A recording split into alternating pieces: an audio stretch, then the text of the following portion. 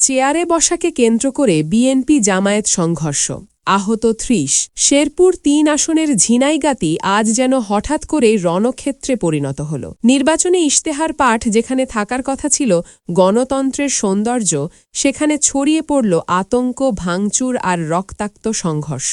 বুধবার দুপুরে ঝিনাইগাতি উপজেলা মিনি স্টেডিয়াম মাঠে উপজেলা প্রশাসনের আয়োজিত নির্বাচনী ইশতেহার পাঠ অনুষ্ঠানে মঞ্চে বসাকে কেন্দ্র করে মুখোমুখি হয় বিএনপি ও জামায়াতে ইসলামীর কর্মী সমর্থকরা। এক সারিতে চেয়ার বসানোকে কেন্দ্র করে শুরু হওয়া হট্টগোল মুহূর্তের মধ্যেই রূপ নেয় দফায় দফায় সংঘর্ষে। কথা কাটাকাটি থেকে ধাওয়া পাল্টা ধাওয়া, ভাঙচুর করা হয় মঞ্চের সামনে রাখা কয়েকশো চেয়ার।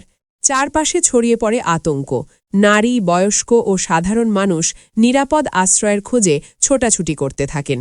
এই সংঘর্ষে উভয় পক্ষের অন্তত ৩০ জন আহত হন। আহতদের অনেককে ঝিনাইগাতি উপজেলা স্বাস্থ্য কমপ্লেক্সে ভর্তি করা হয়েছে।